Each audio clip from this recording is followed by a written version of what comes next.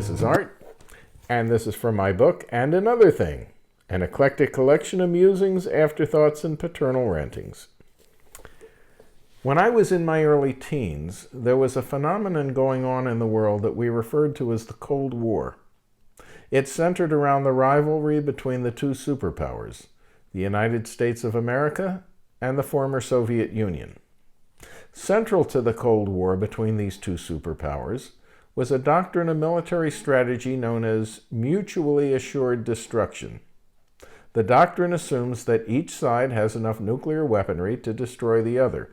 In other words, any first strike by either party would mean immediate retaliation by the other, resulting in the total annihilation of both attacker and defender, and that the best way to prevent a nuclear war was to ensure that neither side could expect to survive such an exchange. This, of course, is what the arms race and balance of power was all about.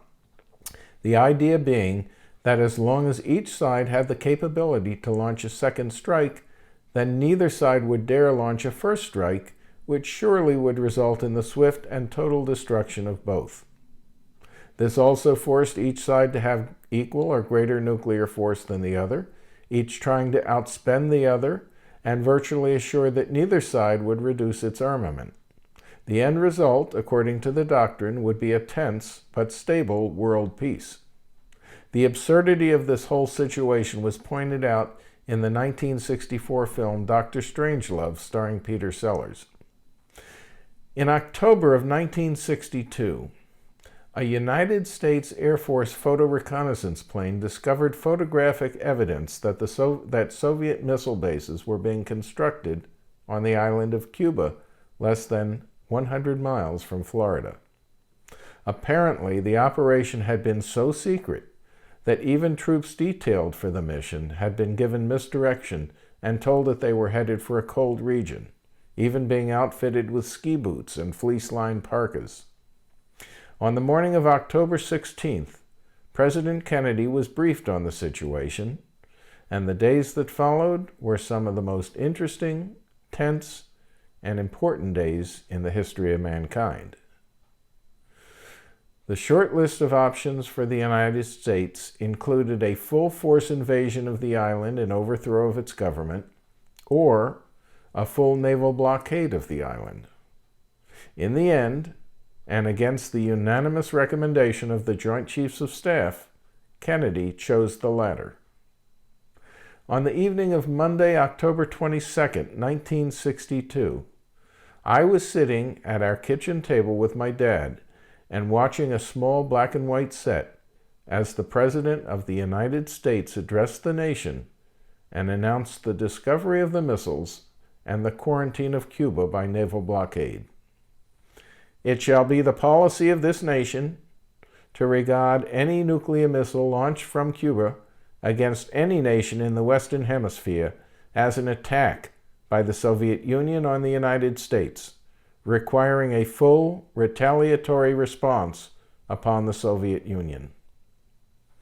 And I remember 3 days later watching that same little TV as Adlai Stevenson, U.S. Ambassador to the United Nations, confronted Soviet Ambassador Valerian Zorin, challenging the Soviet ambassador to admit to the existence of the missiles. At first, Zorin refused to answer, but after being prompted relentlessly by Stevenson, Zorin finally said, "You will have your answer in due course," to which Stevenson retorted, "I am prepared to wait for my answer until hell freezes over." And I remember my sister Ruth gasping at such bold rhetoric.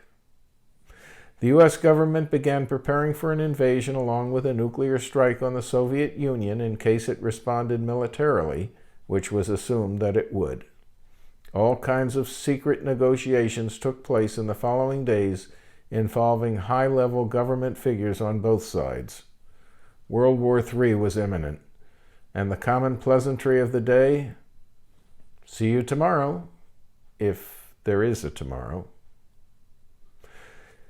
The first breakthrough came on the evening of October 26th, when the State Department received a long and uncharacteristically emotional letter from Soviet leader Nikita Khrushchev. It took the experts several hours to receive, translate, confirm authentication, and study the letter, which basically offered to remove the missiles in exchange for U.S. assurances that the United States would not invade Cuba and would not support any forces which might intend to do so. The next morning, however, a second letter arrived from Khrushchev. This letter had a very different tone and offered a new trade.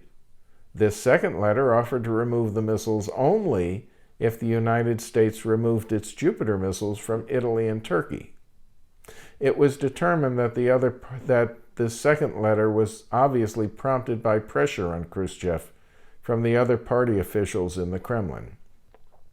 But in a brilliant and bold move, Kennedy decided to respond to the first letter and ignore the second one.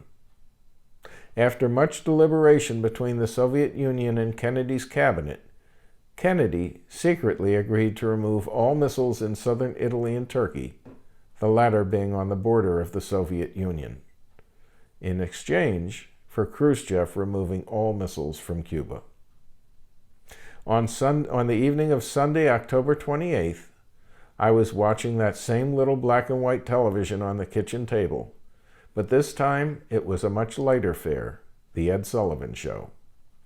I saw Ed Sullivan come back on stage after one of the acts to announce that the Soviets had agreed to dismantle the missiles and return them all to the Soviet Union. And I remember Sullivan saying, "And now, how about a big, big hand for our president, President Kennedy?" In 1962, I was 15 years old, and even most of us who lived through what is now referred to as the Cuban Missile Crisis were never fully aware at the time of how close we came to destruction of the planet and annihilation of the human race. The saying goes that cooler heads prevail, and perhaps credit goes to both Kennedy and Khrushchev, as well as to others. Had things turned out differently, I wouldn't be recording this, and you, my friend, would not be watching it.